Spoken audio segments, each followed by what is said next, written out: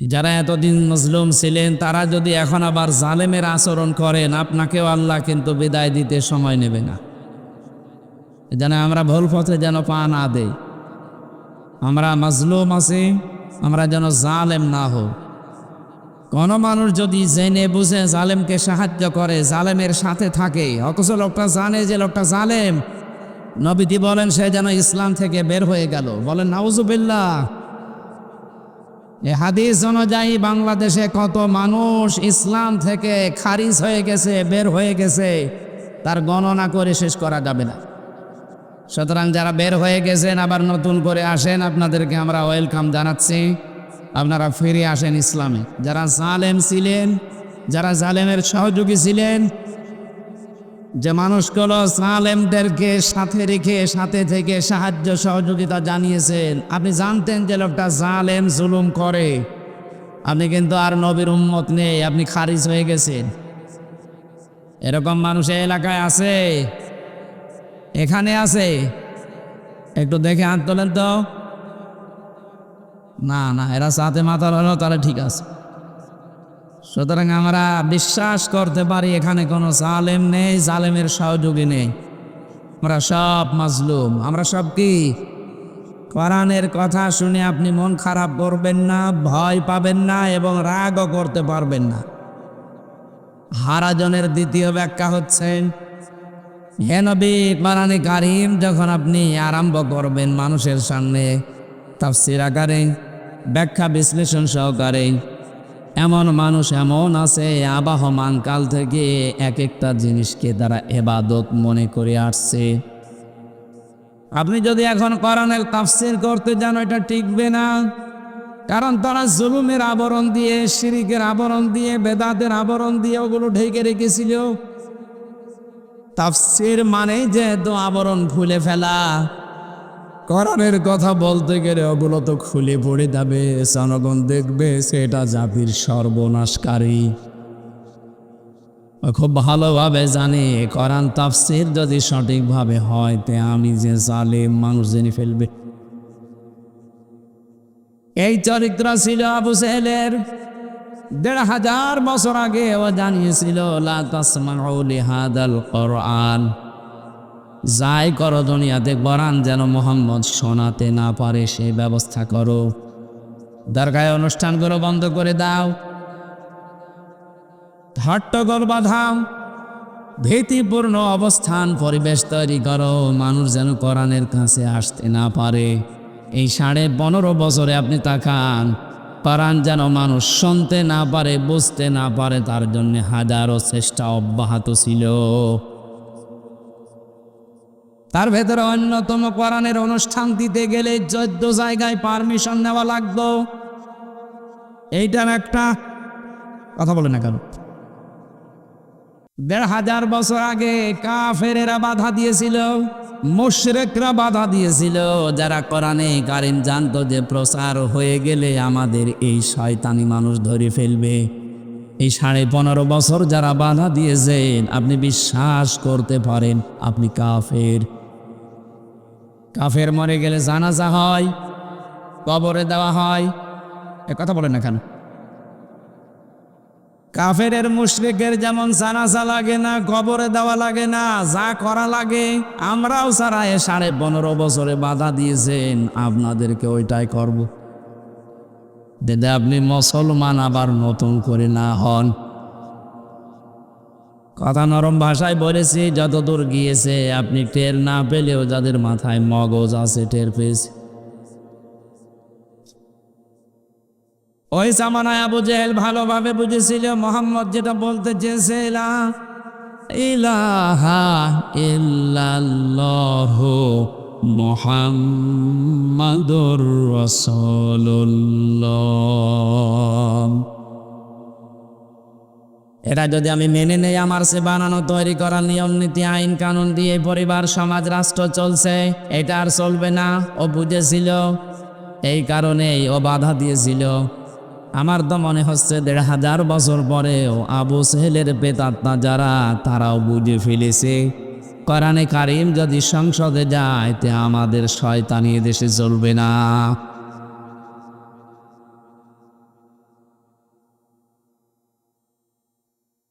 আমি একটা ছোট্ট উদাহরণ দিচ্ছি জ্ঞানী মানুষদের জন্যে।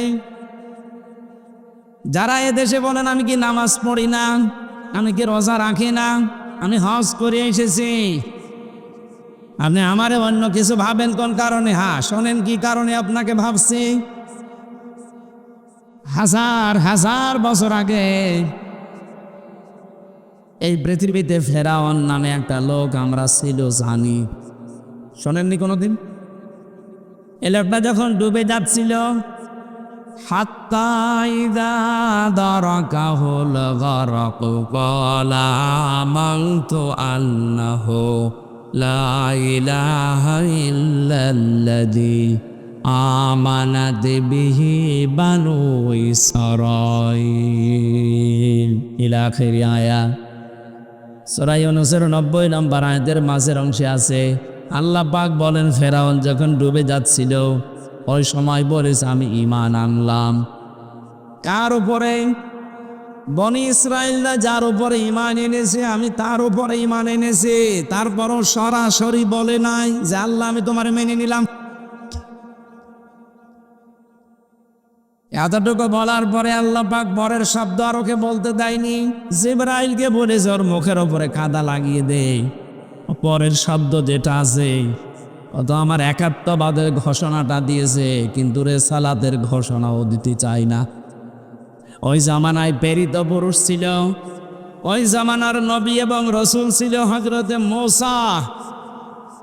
আমি কাহিনী বলার জন্য না, শিক্ষার জন্য বলছি। প্রথমেই বললাম যে এটা শুধু জ্ঞানী মানুষদের জন্যে, এটা যেহেতু রেকর্ড হচ্ছে সারা দেশে ছড়াবে এই জন্য বলছি।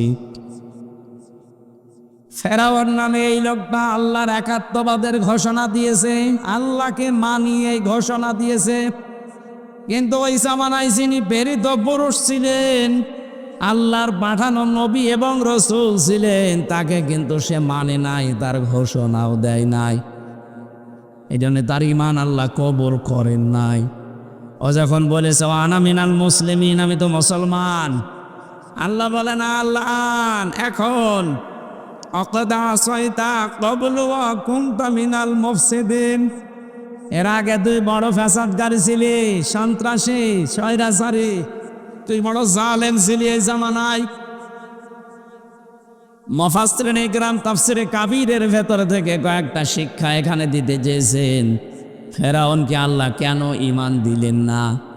এক নাম্বার তারা প্রমাণ দিয়েছে ও আল্লাহর ঘোষণা দিয়েছে, কিন্তু ওই জামানার প্রেরিত পুরুষ রাসূলুল্লাহ হযরতে মূসা নবীর ঘোষণাও দেয়নি। যদি ওই সময় বলতো লা ইলাহা ইল্লাল্লাহ মূসা কালিমুল্লাহ, আল্লাহ ওরে মাফ করে দিত।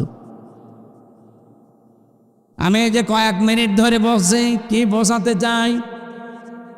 আমার নিজের ভাষা না, মুফাসসিরিন ইকরাম যে ভাষায় বক্তব্য দিয়েছে আমি ওইটা তুলে ধরছি, কাবীরের ভেতরে আছে। এখনো যদি কেউ আল্লাহকে স্বীকার করি, আল্লাহর কথা আমি মানি, এ কথা বলতে চাই, কিন্তু এই জামানার প্রেরিত পুরুষ তিনি মুহাম্মদ রাসূলুল্লাহ, কথা বলে না কেন? এই জামানার প্রেরিত পুরুষ কিয়ামত পর্যন্ত মুহাম্মদ রাসূলুল্লাহ, সন্দেহ আছে আমাদের? আরো জোরে বলেন। সুতরাং আল্লাহ তোমার হুকুম মতো আমি নামাজ পড়ি, রোজা রাখি, হজ করে এসেছি, আমিও জানি। কিন্তু জামানায় যিনি রসুল হয়ে আসলেন, এই জামানার যিনি প্রেরিত পুরুষ আল্লাহর পক্ষ থেকে নবী হয়ে এসেছেন, আপনি তার আদর্শের কথা বলতে গেলে রাজনীতি মনে করেন। মাওলানা সাদিকুর রহমান আজহারী রাসূলের বিপ্লবিক জীবন তুলে ধরেছিলেন কুষ্টিয়ার দৌলতপুরে, কিন্তু যে লোকটা বাধা দিয়েছে সে লোকটা জালেম ছিল না, সে জালেম না কিন্তু মুনাফিক। ও বলছে আমি কি নামাজ পড়ি না, রোজা রাখি না, আমি হজ করে এসেছি। হ্যাঁ ঠিক আছে, কিন্তু জামানার যিনি নবী এবং রাসূল হয়ে প্রেরিত পুরুষ হয়ে এসেছেন, আপনি তার কথা বলতে গেলে তো মানতে চান না, আপনি ওই এক প্রকার ফেরাউন। আমার মনে হয় এই বিশ্বাসে, এই চরিত্রের যারা এখন এই দেশে আছে, ফেরাউনের যদি ঈমান নসিব না হয় তাদেরও হবে না। আমার মনে হয় আপনি কথার অর্থ না বুঝলেও না বুঝতে পারেন, যারা বোঝার তারা বুঝেছে। আমরা যেন সতর্ক থাকি। সুতরাং দেশে যে সমস্ত ইবাদত বন্দেগী মানুষ বানিয়ে তারাচ্ছে, যারা জুলুম দিয়ে নিজেদেরকে ঢেকে রেখেছেন, কোরআনের তাফসির করলেও ওই আবরণ খুলে যাবে। ওই সময় যেমন নবীজি কথা বললে আবু জাহেলের আবরণ খুলে যেত, ও যেহেতু সালেম ছিল। এক কথা বলে না কেন? এখন যারা সালেম ছিলেন, কোরআনের কথা বলতে গেলে আপনার আবরণও খুলে যেত। মানুষ বুঝতো যে আপনি দুর্নীতিবাজ, আপনি মানুষের বউ নিয়ে ভেগে গেছেন, আপনি শিরিকে আছেন, বেদাতে আছেন, কুফরেতে আছেন। ওই জামানায় যেমন আবু জাহেল বুঝে শুনে বাধা দিয়েছে, আপনারাও বুঝে শুনে বাধা দিচ্ছে। মনে মনে বলতে পারে কি, আমি তো আল্লাহ একজন আছে বিশ্বাস করে, বিশ্বাস আবু জাহেলেরও ছিল। কোরআনে কারীম জানিয়েছে, ওয়ালা ইন সালতাহুম মান খালাকাস সামাওয়াতি ওয়াল আরদা লা ইয়াকুলুন আল্লাহ। হে নবী, আপনি যদি ওদেরকে জিজ্ঞাসা করেন আসমান আর জমিন কে বানিয়েছে, ওরা গ্যারান্টি দিয়ে বলবে আল্লাহ বানিয়েছে। তাহলে আল্লাহ একজন আছে, এ কথা আবু জাহেল জানতো না? বলেন না কেন? আমরাও যদি ওই রকম আচরণ করি, ওর যদি জুলুম করার কারণে ঈমান নসিব না হয়, ওকে কিন্তু বারবার আল্লাহ সুযোগ দিয়েছিলেন। আব্দুল্লাহ বিন মাসউদ বলেন, আমি তিনবার তাকে সময় দিয়েছি, তাকে মেরে ফেলার আগে, সবাই করার আগে, হত্যা করার আগে 3বার তার সময় দিলাম যে কালেমাটা পড়েন। আমি নবীর কাছে বললে নবীজি মাফ করে দেবে। তিনবারই আবু জাহেল এই জবাব দিয়েছে, আব্দুল্লাহর বেটা মোহাম্মদ তোদেরকে জাদু করেছে, আমার পর্যন্ত আসতে পারে নাই। এ কথা বলার পেছনে কারণ আছে কয়েকটা। 1 নম্বর কারণ, যারা সারা জীবন জুলুম করে, এই জুলুমের পরিণতি হিসাবে আল্লাহ তাকে আর হেদায়েত দেয় না। আল্লাহু লা ইয়াহদিল কওমাস জালিমিন, আল্লাহ কোন জালেমকে হেদায়েত দিচ্ছে না, দেবেও না। এই জন্য আবু জাহেলকে আল্লাহ হেদায়েত দেয়নি। প্রথম কারণ, সে ছিল সারা জীবনের জালেম। কথা বলেন না কেন? তিনবারের সুযোগ পাওয়ার পরে সে শুধরায়নি, আরো উল্টা করে নবীকে গালি দিয়েছে। আমার তো মনে হচ্ছে এটা শুধু ওই 1500 বছর আগেই না, এখনো অনেকে আবু জাহেলের মতো যারা জালেম, তাদেরকেও জনগণ কয়েকবার সুযোগ দিয়েছে, কিন্তু তারা শুধরায়নি। আর ওদের কপালে হেদায়েত আছে বলে আমার মনে হয় না। হেদায়েত যদি থাকবে, যে কথাবার্তারা এখনো তেড়া তেড়া বলে কি করে, এখনো তো সোজা পথে আসে না। আপনাকে তো নরম হওয়া লাগবে আল্লাহর বিধানের সামনে, দ্বীনের সামনে। আর আপনার বৃদ্ধি আরো বাড়তেছে, ওখান থেকে হুমকি দেয় এই দেশের মানুষকে যে লিস্ট করে রাখো, আমি আসতেছি। আসেন, আপনার নামে যে লিস্ট তৈরি হয়েছে, গ্রেপ্তারি পরোয়ানা জারি হয়েছে, এদেশের আলেমদেরকে যেভাবে বিনা কারণে বছরের পর বছরে জেল খাটিয়েছেন, ফাঁসির কন্ডেম সেলের ভেতরে রেখে দিয়েছেন, বিনা কারণে একামতে দিনের মানুষগুলোকে ভুয়া একটা তথ্য সামনে নিয়ে এসে তাদেরকে ফাঁসি পর্যন্ত দিয়েছেন। আপনাকে দেশের জনগণ আপনার ওই বানানো আইন দিয়েই ফাঁসি দেবে, তাও জুলুম করে না সঠিকভাবে। চাঁপাইনবাবগঞ্জবাসী মুসলমান ভাইরা আমার, এতক্ষণ পর্যন্ত আমার বলার পেছনে একটাই কারণ ছিল, এদেশে যেহেতু এখনো অনেকে মুনাফিকি করছেন, আপনি শুধু নামাজ পড়ি, রোজা রাখি, হজ করে এসেছি, দান সাদকা করি, এটা তো আল্লাহর বিধান মেনে নিলেন। কিন্তু তার প্রেরিত পুরুষ তো এই জামানায় একজন আছে, কিয়ামত পর্যন্ত যার নাম আল্লাহ দিয়েছেন, ওলিয়া আইয়ুহান্নাসু ইন্নী রাসূলুল্লাহি ইলাইকুম জামিআ। নবী আপনি বলেন, তোমাদের সকলের জন্য আমি নবী এবং রসুল হয়ে এসেছি। সুতরাং তার প্রেরিত নবী এবং রসুলকে যারা মানেন না, তার মক্কার জীবন 13 বছরটা মানতে চায় অনেকে। উনি মার খেয়েছিলেন 13 বছরে, এটা আমি মানি। কিন্তু 10 বছর মদিনায় যে রাষ্ট্রপ্রধান ছিলেন, এইটা আর উনি মানতে চায় না। এটা বললেই বলে এটা রাজনীতি। আপনি যদি 13 বছর মানতে পারেন, 10 বছরও মানা লাগবে। আমি রেকর্ড হচ্ছে বলে বলছি, সারা পৃথিবীর মানুষকে আমি জানাতে চাই, বিশ্ব নবীর শুধু 13 বছর না, 40 থেকে 63, এই 23 বছরের যদি কেউ 1 সেকেন্ড অবিশ্বাস করে সে কাফির। বলেন। অথচ দেশে অনেক মানুষ আছে 1 সেকেন্ড না, 13 বছরের 23 বছরের 10 বছর তারা মানতে চায় না। 13 বছরের অত্যাচারের কথা বলেন, জুলুম নির্যাতনের কথা, কান্নাকাটি করে শেষ হয়ে যাবে। অথচ 10 বছর তিনি যে রাষ্ট্র চালিয়েছিলেন, রাষ্ট্রপ্রধান ছিলেন, কিভাবে হলেন, ওই কথাগুলো বলতে গেলে তখন বলে এটা তো রাজনীতি, এটা দুনিয়ার কাজ, এটা একটা টাটকা আবু জেহেল। আপনি দল আলাদা নাম নিয়ে করতেই পারেন, কিন্তু এই চিন্তা ভাবনা, এই চরিত্র, মন মানসিকতা যদি থাকে আপনার, আমি সত্যি বলছি আপনার মরণ হবে ফেরাউনের মতো। আমি আর নিচে নামলাম না। এরপরও যদি কারো বিবেক না খোলে, আমার মনে হয় আর বিবেকের ওপরে কুকুরে পোশাক করিস। অবশ্য ঠিক। আপনারা দাদা বাবুদের পাশে আছেন, এই জন্য দাদাদের মতো কি মাথা আপনারও খারাপ হয়ে গেল? আমি কি বললাম আর আপনি বলছেন ঠিক? যারা বিবেককে কাজে লাগাবে না তারা জাহান্নামী। সূরা মুলকের 10 নম্বর আয়াতের শেষের দিকে আছে, অকালু লাউ কুন্না নাসমাউ আও নাকিলু মা কুন্না ফি আসহাবিস সাগীর। সাগীর নামক যে জাহান্নামের দরজা আল্লাহ বানিয়েছেন, এখানে যিনি দারোয়ান ফেরেশতা আছে, জিজ্ঞাসা করবে কেন আসলে জাহান্নামে? ওরা প্রথম বলবে আমরা আলেমদের কথা, নবীদের কথা যদি শুনতাম, আর আমাদের বিবেক, আমাদের আকল, আমাদের বুদ্ধি, বিবেচনা যদি আমরা কাজে লাগাতাম, আজ আমাদের জাহান্নামে সাগীর এই দরজা দিয়ে জাহান্নামে আসা লাগতো না। সুতরাং আমরা সতর্ক করছি, বিবেক যাদের মরে গেছে ওটা তো বাদ দিলাম, যাদের বেঁচে আছে বিবেকটা কাজে লাগান।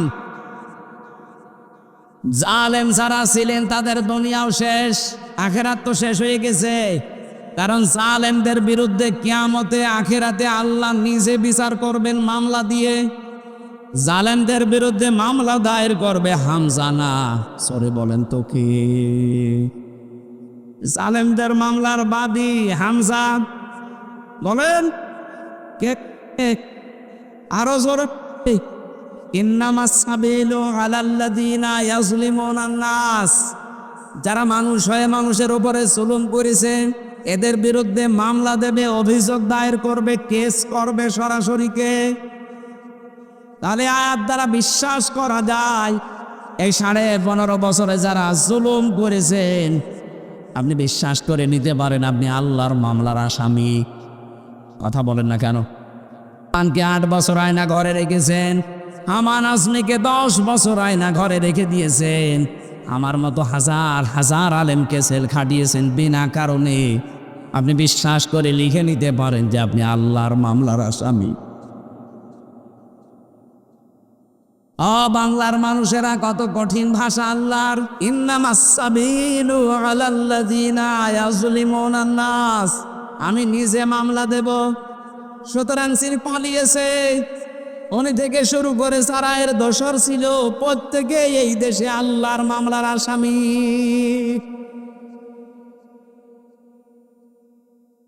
আমরা চাই আল্লাহর মামলার আসামিদেরকে এই দেশে আর না থাক, ওনারা যেখানে আছে ওখানে চলে যাক, ওরা চাকরে করুক। আমরা তেলাওয়াতকৃত আয়াত সূরা কসস থেকে পড়েছি, তাফসীর আকারে লিখে দিয়েছেন তাফসীরুল কোরআন মাহফিল। আমরা তাফসীর আকারে কথা বলার জন্য প্রবেশ করছি, সব বাদ দিয়ে দিলাম, জবান খুলে পড়ে না। আউযু বিল্লাহি মিনাশ শাইতানির রাজিম। সূরা কসস শব্দের শাব্দিক অর্থ আমরা জানি, কসস মানে ঘটনা সমূহ, কাহিনী সমূহ। আল্লাহ বিভিন্ন কাহিনী কোরআনে আমাদের শিক্ষার জন্য দিয়েছেন, আমরা যেন উদ্বুদ্ধ হতে পারি। সেরকম হাজারো কাহিনী থেকে আজকে একটা ছোট্ট কাহিনী আপনাদেরকে শোনাচ্ছি। আমরা তেলাওয়াত করেছি সূরা কসস 1, 2, 3, 3টা আয়াত। দেখি তাফসীর আকারে কত দূর আগানো যায়। আল্লাহ রাব্বুল আলামিন বলেন তাসরিম মিম, এটা হরফে মুকাত্তাআত।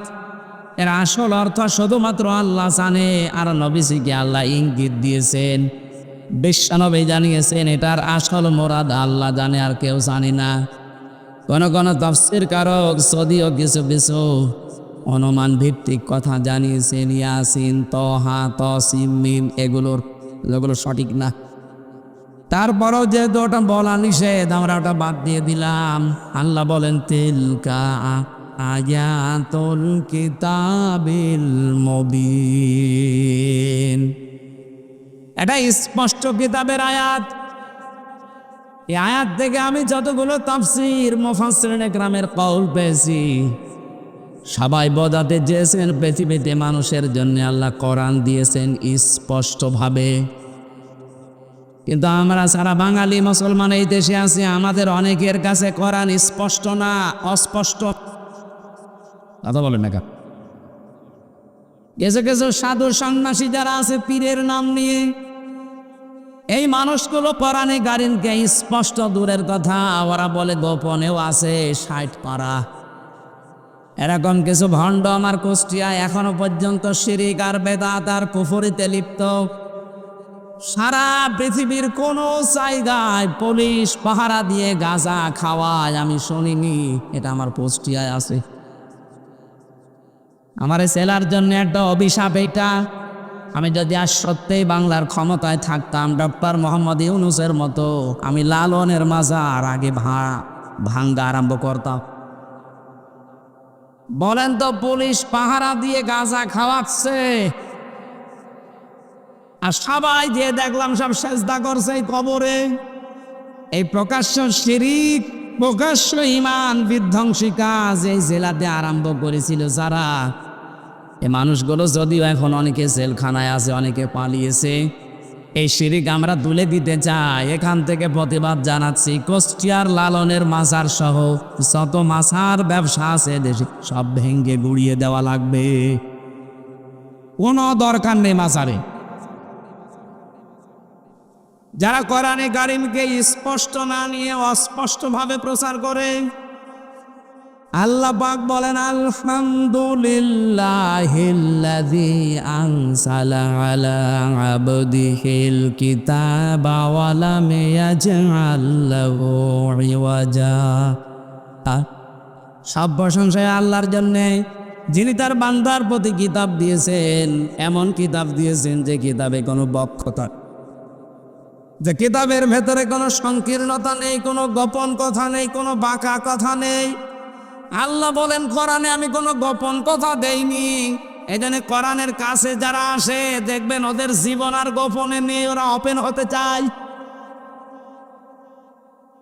অথচ এই কোরআন পড়ার পরও এই 15.5 বছরে আমরা দেখেছি অনেক মানুষ বলেছে হুজুর আমরা গোপনে আছি, এ জেলায় নেই, তারা এখন ওপেন হতে চাচ্ছে। অথচ এই যে মানুষটা বসে আছে, এই 15.5 বছরে তার জীবনের দিকে তাকান। এই মানুষগুলো যেহেতু কোরআন তাদের কাছে স্পষ্ট, শপথ নেওয়ার আগে আমি দেখেছি পড়া কোরআনে কারীমের অধিকাংশ আয়াতগুলো অর্থ সহকারে তার জানা থাকা লাগে। আপনি যদি 6666টি আয়াতের ভেতরে মাত্র 1000 খানিক আয়াত আয়ত্ত করতে পারেন, বাকি না জানা জ্ঞান আল্লাহ দয়া করে আপনাকে দিয়ে দেবে। এজন্য হচ্ছে মানুষগুলো একামতে দিনের কর্মী, একামতে দিনের সদস্য, একামতে দিনের অ্যাক্টিভ ভাবে যারা কাজ করেছে, ওদেরকে জেল জরিমানা গুম খুন এত অত্যাচার করেও গোপনে রাখা যায়নি। তারা বলেছে আমরা ওপেন। এটা তারা হযরত ওমরের কাছ থেকে নিয়েছিলেন। তিনি যখন মুসলমান হলেন, ডাক দিয়ে বললেন হে নবী, এ কোরআন সত্য না মিথ্যা? বিশ্ব নবী বলেন এটা সত্য বাণী। তিনি সঙ্গে সঙ্গে বলেছিলেন সত্য কথা গোপনে থাকবে কেন? আপনি আমার অনুমতি দেন, আমি একটু কাবার চত্বরে মিছিল দিয়ে আসি। তিনি মিছিল দেওয়ার জন্য সাহাবী যে কয়জন ছিল 40 জন, তাদেরকে নিয়ে গেলেন। লিল্লাহে তাকবীর। কাফের মুশরিকরা চিন্তা করেছে এই জামানায় ওপেন ভাবে আল্লাহর নামের তাকবীর দেয় কে গো? জ্বালানা দরজা দিয়ে মুখ বের করে দেখে মিছিলের সামনে হযরত ওমর। ডাক দিয়ে বলছে যে মানুষ সামনে আছে, ওর সামনে গেলে মাথা থাকবে না। আমার তো মনে হচ্ছে আগস্টের 5 তারিখের পর থেকে মুসলমানেরা যেভাবে আল্লাহর নাম আরম্ভ করেছে, অনেক সালেম কাফের মুশরিকরা ওই জামানার মতো ভয় পেয়ে গেছে। শুধু 64 জেলাতে 64টা ওমর দরকার। আর আমার মনে হচ্ছে 64 জেলাতে হাজার হাজার ওমরের উত্তরসূরি তৈরি হয়ে গেছে। এক ওমরের কারণে যদি ভয় পেয়ে ওই মানুষগুলো চুপসিয়ে যেতে পারে, এদের হাজার বছর পরে কোরআনে কারীম যারা পেয়েছে, যারা বুঝেছে, যারা এর কাছে ছিল, তারা তো আর গোপন না, তারা এখন ওপেন। আরো জোরে বলেন। তারাই ওপেন হওয়ার কারণে দিন দিন পার্সেন্টেজ বাড়তেছে। আগস্টের 5 তারিখের আগ পর্যন্ত দেশের জরিপ পেয়েছিলাম, মাত্র 100 জনের 15 জন মানুষ চাইতো এদেশে দিন কায়েম হোক। অথচ আগস্টের 5 তারিখের পর থেকে আজকের এই অক্টোবরের 20 তারিখ পর্যন্ত এই কয়েকদিনের ব্যবধানে হিসাব এসেছে দেশের 100 জনের 58 জন মানুষ চাচ্ছে দেশে দিন কায়েম হোক। এখন সবাই কোরআনের কাছে আসতেছে, কারণ এটা স্পষ্ট কিতাব। এর কাছে আসলেই মানুষ আর গোপনে থাকতে চায় না, সে ওপেন হতে চায়। আমরা যারা আছি, আমরা কি গোপনে আছি না ওপেন? আমরা কোনোদিন আর গোপনে যাব? জীবন যতদিন আছে আমরা শফিকুল ইসলাম মাসুদের মতো ওপেন হয়ে যাব, নুরুল ইসলাম বুলবুলের মতো ওপেন হয়ে যাব। মরা তো লাগবে, আজ হোক কাল হোক, কিন্তু আমরা মরণ চাই আল্লাহর দ্বীনের জন্যে, শাহাদতের মরণ। আমি ওপেন ভাবে বলছি, এই দেশে কোনো মানুষ ছাড়া ইসলামী আন্দোলন করে, বিশেষ করে একামতের দিন নাম ধরেই বলি, যারা জামাত ইসলাম করে, একটা মানুষের মুখ থেকে এই কথা কোনোদিন শুনেছেন যে আমরা জামাত ইসলামের প্রতিষ্ঠা চাই? না। আপনি যার কাছে জিজ্ঞাসা করবেন, ও বলবে আমরা আল্লাহর দ্বীনের প্রতিষ্ঠা চাই। কেউ যদি বলেন যে আমি জামাতের প্রতিষ্ঠা চাই, আপনার ইমানের সমস্যা আছে। আমরা জামাত ইসলামের, বিএনপির, জাতীয় পার্টির, ইসলামী আন্দোলন, চরমনায়ের প্রতিষ্ঠা দেশে চাই না, আমরা চাই আল্লাহর দ্বীনের প্রতিষ্ঠা। কোরআনের চোখ আর হাদিসের চোখ লাগিয়ে দেখতে পাচ্ছি, এটা প্রতিষ্ঠা করে টিকে থাকার যোগ্যতা আল্লাহ এই দেশে জামাত ইসলামী বাংলাদেশকে দিয়েছে। এই কথা বোঝা লাগবে। একটা স্লোগান আছে, একটু সমস্যা, আল্লাহর আইন চাই, 7 লোকের শাসন চাই না। এখানে আর একটা যোগ্য শব্দ জোড়া লাগবে। আল্লাহর আইন অবশ্যই চাই, শুধু 7 লোক হলে হবে না, যোগ্যতা সম্পন্ন লোক হওয়া লাগবে। 7 লোকের দেশে আমরা বহু মানুষকে দেখতাম সৎ, কিন্তু যোগ্য না হওয়ার কারণে বিষয়টা পরে প্র্যাকটিক্যালেও চালাতে পারেনি। কি যেই লোকটা আল্লাহর আইন দিয়ে যোগ্য এবং সৎ, মাওলানা মতিউর রহমান নিজামী, এক কথা বলে না কেন?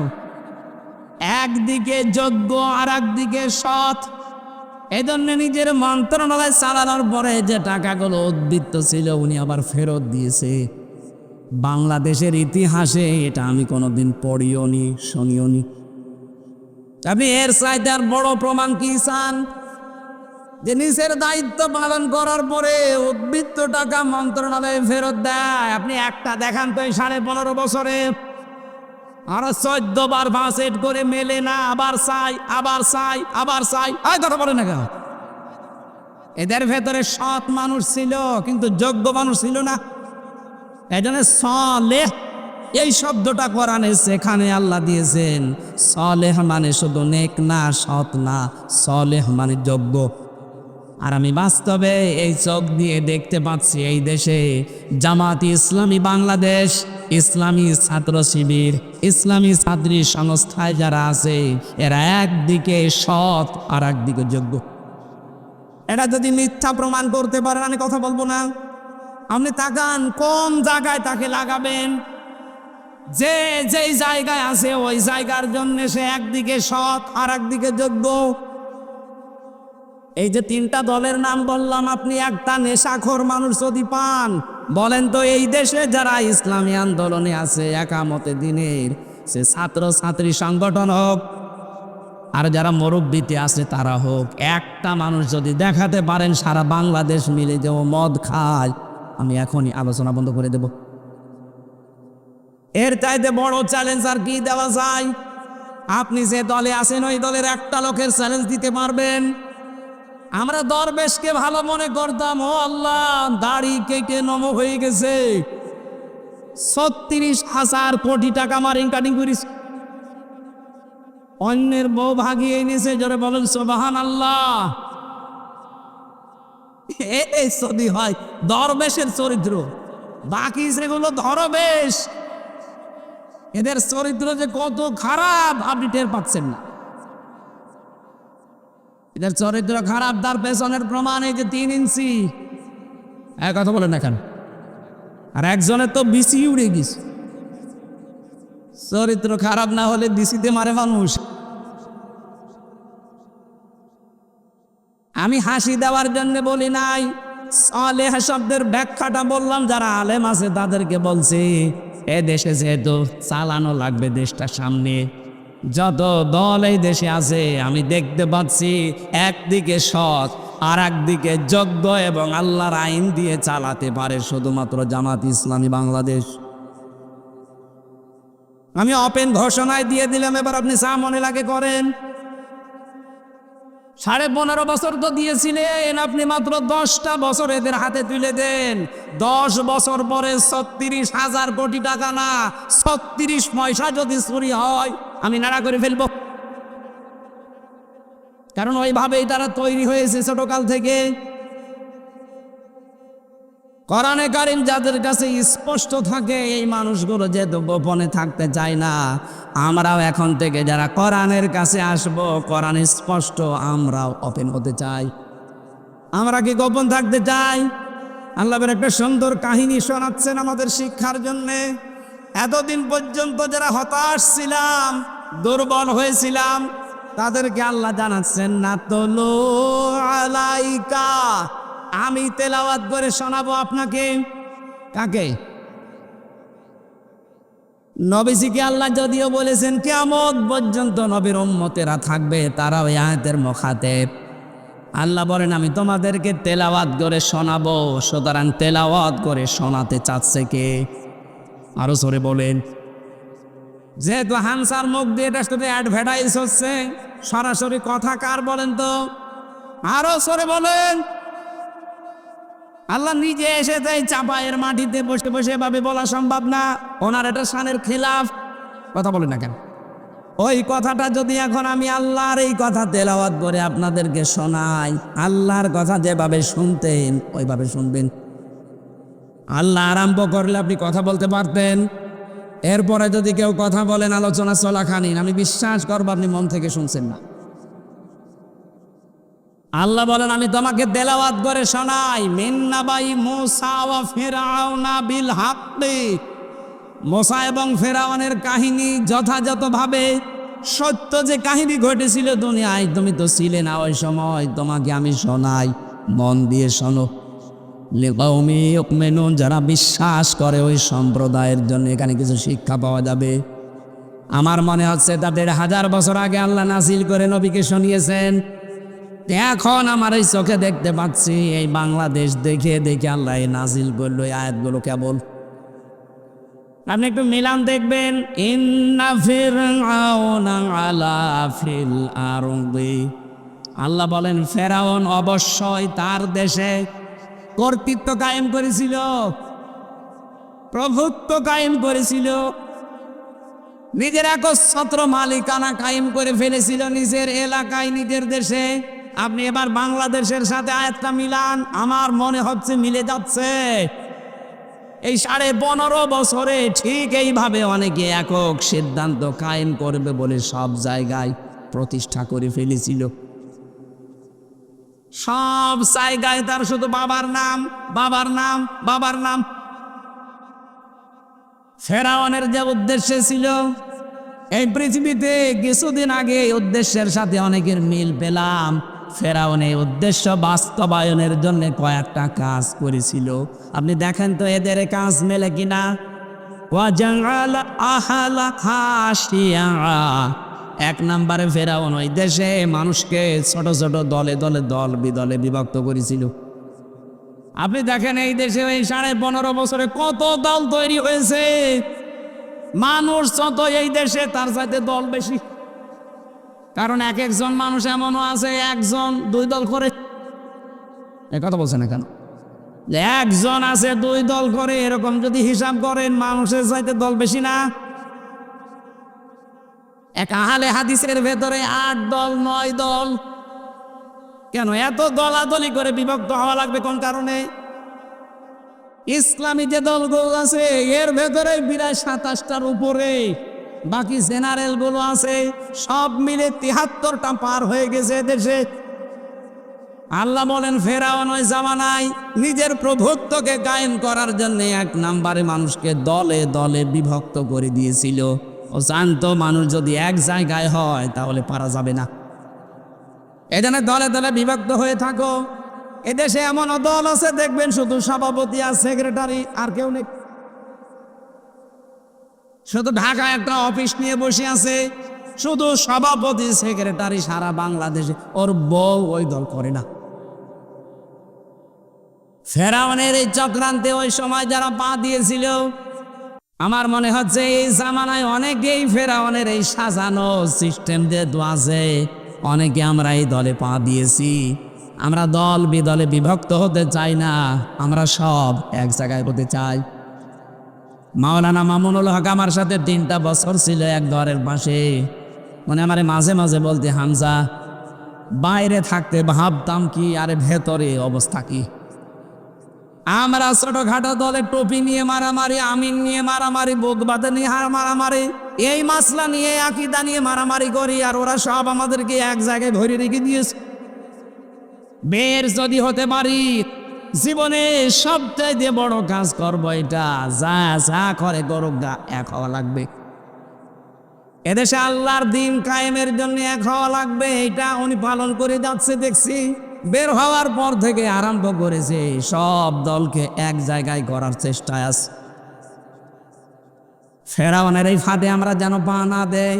উনি তো জ্ঞানী মানুষ, শিক্ষিত মানুষ, সাইকুল হাদিসের বেটা, সাইকুল হাদিস উনি তো জ্ঞানী, বুঝেছেন। এই জন্য উনি সব দলকে ডাক দিচ্ছেন যে আসেন আমরা এক হই। এটা ফেরাউনের একটা চক্রান্ত। আমাদেরকে দলে বিদলে বিভক্ত করে আমাদের মাথায় কাঁঠাল ভেঙে ওরা খাবে কিয়ামত পর্যন্ত। আমরা এই সুযোগ দিতে চাই না। এদেশে কারো লাগবে না, শুধুমাত্র ইসলাম যারা মেনে চলে, বিশ্বাস করে, তারা এক হয়ে যাক।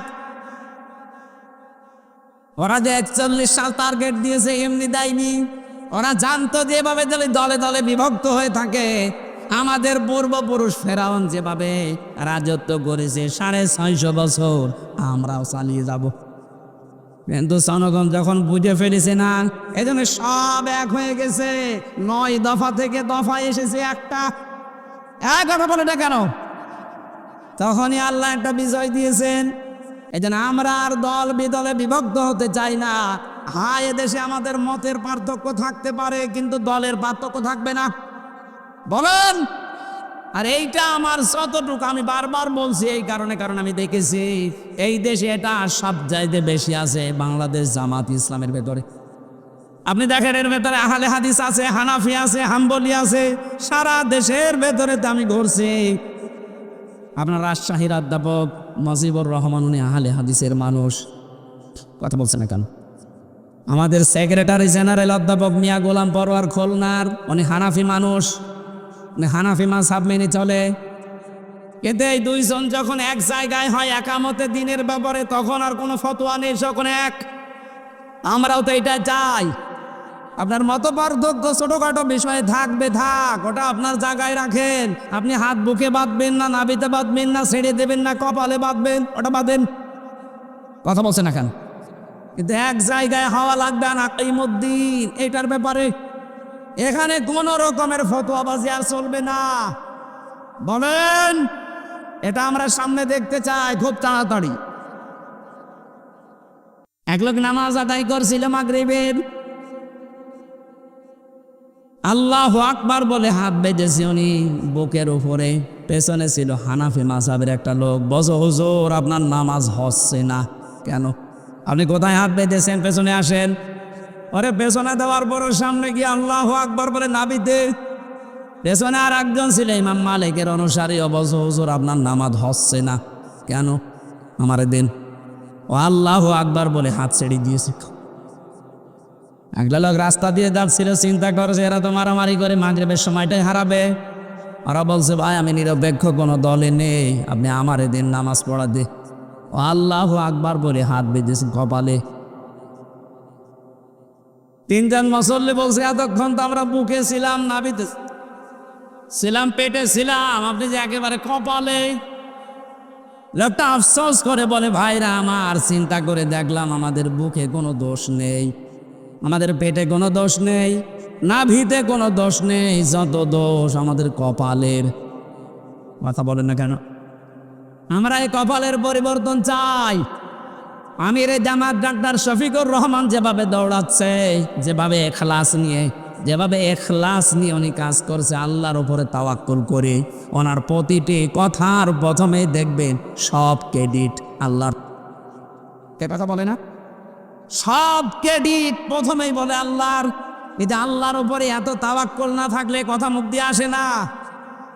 অনেকে তো আল্লাহর উপরে তাওয়াক্কুল ভরসা ঈমান ছিল, কিন্তু ফসলে বরকত হলে বলতো মা দুর্গা গজে ছড়িয়ে এসেছে। এই একটা তাওয়াক্কুল হলো। আর ওনার তাওয়াক্কুল দেখেছেন জেলখানায়। যে আমি প্রথমে ওনার সাথে ছিলাম 4 দিন এক রুমে, ওখানে চুরি করে মোবাইলে ছোট মোবাইল নিয়ে আসা যায় কারারক্ষে। এটা আবার বলি ফেললাম লক্ষ ওই আছে কিছু লোকজন টাকা পয়সা দিয়ে এগুলো করায়। আমাদের যেহেতু মোবাইল সরকারিটা দিত না, আমাদের কয়েকজন, আমার মামুনুল হকের, শাকাত হোসেন রাজি, জামাত ইসলামের শ্রদ্ধাভাজন আমির এবং সেক্রেটারি জেনারেল মাওলানা রফিকুল ইসলাম খান, এই মানুষগুলো এক জায়গায় আমাদের দেবে না। অন্য যারা আছে মার্ডার করে গেছে, ধর্ষণ করে গেছে নেই। এখন আমাদের তো কথা বলা লাগবে 3টা বছর ফাঁসির কন্ডেম ছেলে থাকবো কি করে? ওই 2 নম্বরে কিছু মানুষ ছিল, বিশেষ করে যে শাহজাহান জল্লাদ, ও তো ছাড়া থাকতো, ওরা রাতে আটকে দিত। আরও কিছু কিছু মানুষ আছে, আমি নাম নিলাম না এই মানুষগুলো। এদের কাছে মাঝখানে বলার পরে একদিন ওনারে বললাম যে স্যার এক কাজ করি, এখানে মোবাইল পাওয়া যায় গোপনে, আমি ছোটোটা আপনারা এনে দিই টাকার মাধ্যমে, আপনি একটু বাড়িতে খোঁজ নেন কি অবস্থা। আমার বলছে, হামজা বাড়িতে কার কাছে খোঁজ নেব? বললাম, কেন আপনার ছেলে তো জেলে আছে, আপনার ম্যাডাম তো হাসপাতালে ভর্তি আছে, একটু খোঁজ নেবেন না? ওই দিন আমার এসে নিয়েছে, হামজা তাদেরকে বাইরে রেখে এসেছি, সব আমি আল্লাহর হাতে দিয়ে এসেছি। এই কথাটা বলা কত বড় ইমানের দরকার। এটা মুখে বলতে যত সহজ হচ্ছে, ওই জায়গায় থাকলে অত সহজে বলা যায় না।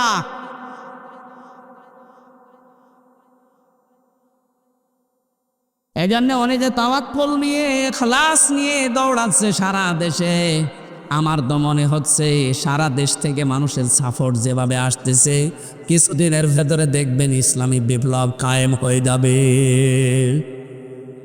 আমার জীবনের সবচাইতে বড় আকাঙ্ক্ষা, ইচ্ছা, তামান্না এইটা, আল্লাহ তুমি চাই করো করো, কোরআনের বিচার ব্যবস্থা, কোরআনের শাসন ব্যবস্থা এই দেশে কায়েম হয়েছে, এটা যেন দেখি মরতে পারি। বলে না আমি ফেরাউনের প্রথম ফাঁদ ছিল, সে ছোট ছোট দলে দলে মানুষকে ভাগ করে ক্ষমতা টিকিয়ে রাখার একটা পায়তারা করেছিল। এইটা আমরা আর কিয়ামত পর্যন্ত এই দেশে হতে দেব না। কথা বলেন না কেন? 2 নম্বরে সে একটা দলকে দুর্বল করে রেখেছিল, ঘায়েল করে রেখেছিল, কোণঠাসা করে রেখেছিল, হীন করে রেখেছিল, ছোট করে রেখেছিল। আপনি 15.5 বছরের ভেতরে মিলান, এদেশে হাজারো দলের মানুষ আছে, রাজনৈতিক কর্মকাণ্ড অনেকে কম বেশি করতে পেরেছে। দেখলাম শুধুমাত্র একটা দলকে জালেমরা টার্গেট নিয়ে কোণঠাসা করে রেখেছে। আমার তো মনে হচ্ছে মিলে যাচ্ছে, খাপের খাপ মমতাজের বাপ মিলে যাচ্ছে না? আল্লাহ এতটুকু শেষ করেননি, ইউযাব্বিহু আবনাহুম ওয়া ইস্তাহয়ি নিসাহুম ইন্নাহু কানা মিনাল মুফসিদিন। ওই জামানায় ফেরাউন পুরুষদেরকে মেরে ফেলতো আর মেয়েদেরকে বাঁচিয়ে রাখতো। তাফসিরে দুইটা কারণ দিয়েছে। এক নম্বরে মেয়েদেরকে বাঁচিয়ে রাখতো ভোগ করার জন্যে, দাসীবাদী বানানোর জন্যে। দুই নম্বরে পুরুষদেরকে অকর্মা করে রাখতো আর মেয়েদেরকে কর্মসংস্থান তৈরি করে দিত। আপনি তাকান, এই দেশে এটা আরম্ভ করেছিল অনেকে। পুরুষ মানুষ অনার্স মাস্টার্স করেও চাকরি পাচ্ছে না, আর মেয়ে লোক ম্যাট্রিক ফেল করে 3 জায়গায় চাকরি হয়। এর ভেতরে কয়েকটা সূক্ষ্ম ষড়যন্ত্র ছিল। এক নম্বরে মেয়েরা যত বেশি বেশি নিজের স্বামী বাদ দিয়ে পরপুরুষের সাথে সময় কাটাবে, তত বেশি জেনা ব্যভিচার হওয়ার সম্ভাবনা থাকবে। হয় হাতের জেনা হবে, নাই মুখের জেনা হবে, নাই চোখের জেনা হবে, নাই অকল্পনার জেনা হবে, নাই অন্তরের জেনা হবে, নাই তো লজ্জাস্থানের। এক কথা বলেন না কেন? এই 15.5 বছর এটা আরম্ভ হয়েছিল, আমরা দেখি নাই? জেনার কারখানা খুলে বসেছিল। সম্মানিতা মা বোন যারা এসেছেন, আমি কোরআন হাদিস পড়ে চোখ লাগিয়ে যা দেখতে পাচ্ছি, এই বাংলাদেশের মেয়েরা যদি জাহান্নামে যায় বেশি বেশি বেপরদার কারণে যাবে। এই জন্য আপনি নামাজ পড়েন, রোজা রাখেন, স্বামীর আনুগত্য চাই করেন, পর্দাটা খেয়াল করে চলেন। ফাতেমাতুজ জহরা রাদিয়াল্লাহু তাআলা আনহাকে আল্লাহ জান্নাতের নেত্রী বানিয়েছেন, সরদারিনী বানিয়েছেন যে 2টা কারণে। এক নাম্বার কারণ ছিল তিনি দুনিয়ায় সবচাইতে বেশি গুরুত্ব দিতেন পর্দা। কি বলেন বলেন? মেয়েদের জন্য 14 জন পুরুষের সাথে দেখা করা জায়েজ আছে, তাও মুখমণ্ডল, হাতের কবজি, পায়ের পাতা বাদ দিয়ে পুরা শরীর ঢেকে রাখা লাগবে। মেয়েদের এই চুলটা শুধু স্বামী বাদ দিয়ে পৃথিবীর কারো জন্য দেখানোর বৈধ না। সে নিজের ভাই হতে পারে, বাবা হতে পারে, নিজের চাচা হতে পারে, মামা হতে পারে। এরকম 14 জন পুরুষের নাম দেওয়া আছে। এদের কাছে যদি আপনি দেখা করতে চান, কথা বলতে চান, পর্দা করা লাগবে। হ্যাঁ, মুখমণ্ডল, হাতের কবজি, পায়ের পাতা খোলা রাখতে পারেন, কিন্তু মাথার চুল খোলা রাখতে পারবেন না। অথচ আজ অনেকে অফিসে যারা যায়, বাজারে যারা যায়, ওখানে মনে হয় স্বামী বসে আছে। কথা বলেন না কেন? আমি নিচে নামলাম না। সূরা আহজাবের 33 নম্বর আয়াতে আল্লাহ জানিয়েছেন, 32 নম্বর আয়াতে, মেয়েরা যদি মোবাইলেও কথা বলতে চায় তাদের ভাষা কেমন হবে, আল্লাহ ওই ভাষার সিস্টেমটা জানিয়েছেন। ইয়া নিসান নাবিয়্যি লাস্তুন্না কাআহাদিম মিনান নিসাই ইনিত্তাকাইতুন্না ফালা তাখুদুনা বিল কওলি ফায়াতমাআল্লাযী ফী কলবিহি মারাদু ওয়া কুলনা কাওলাম মা'রুফা। আল্লাহ পাক বলেন, হে নবীর স্ত্রীরা, কারো সাথে যদি প্রয়োজনে কথা বলতে চাও পর্দার আড়াল থেকে বলবা, 1 নাম্বার। 2 নম্বরে ভাষা হবে কর্কশ, রুক্ষ সূক্ষ্ম, কিন্তু কথা বলা লাগবে সঠিক কথা। সম্মানিতা মা বোন যারা আছেন, মোবাইলে কথা বলেন, নিজের শুধু স্বামী আর যে 14 জনের নাম বলছি, এই 14 জন বাদ দিয়ে যদি পৃথিবীর কোনো মানুষের সাথে সে যদি হামসাও হয়, কাবার ইমামও হয়, কথা বুঝতেছে, এদের সাথেও যদি কাবা শরীফের ইমাম আব্দুর রহমান সুদাইসি কল দিয়েছে আপনার মোবাইলে, যদি কথা বলতে চান, কথা মিথ্যা কথা বলবেন না, যা বলবেন সত্য কথা বলবেন, কিন্তু ভাষা হবে কর্কশ। কথা বলেন না কেন? প্রশ্ন আসতে পারে, কাবার ইমামের মনও কি খারাপ? আরে খারাপ মানে শয়তান মানুষকে ধোঁকা দিয়ে বোকা বানাতে 1 সেকেন্ড সময় নেবে না। এটা আল্লাহর নির্দেশ। তো নবীর স্ত্রীদেরকে বলছেন আল্লাহ, আরে ভাই, নবীর স্ত্রীরা তো আমাদের মা। কথা বলে না কেন? মায়ের সাথে সন্তান কথা বলবে, কোনো খারাপ ধারণা আসতে পারে, তার বড় আল্লাহ দিয়েছেন তাদের জন্যে। আর আপনি তো কত দূরের মানুষ, আপনার মনের ভেতরে উল্টাপাল্টা কামনা বাসনা আসবে, এটা তো এক আর দুই। মেয়েরা যারা এসেছেন, পর্দারে বিধানটা এটা কণ্ঠের পর্দা, কথার পর্দা, খুব খেয়াল করে এটা চালানো লাগবে আমাদের। আপনি নামাজ রোজা অন্যান্য নফল ইবাদত বন্দেগী কম হোক, কিন্তু পর্দা যেহেতু ফরজ, এটা যেন বাদ না যায়। অধিকাংশ মেয়েরা, আমি বলছি না জাহান্নামে যাওয়ার পেছনে কারণ হবে এই পর্দা। আজ যারা কামিতা চালু করতে চাচ্ছেন, কোথায় আছে পর্দা? তো অনেক দূরে। কামিতা যেটা প্রকাশ্য হারাম, লোকলোভীর স্ত্রীকে আল্লাহ জাহান্নামে দিয়েছে সমকামিতাকে সাপোর্ট করার কারণে। আরে যে বাংলাদেশে অনেকে এখন রাষ্ট্রীয়ভাবে এটা সাপোর্ট করার চেষ্টায় আছে।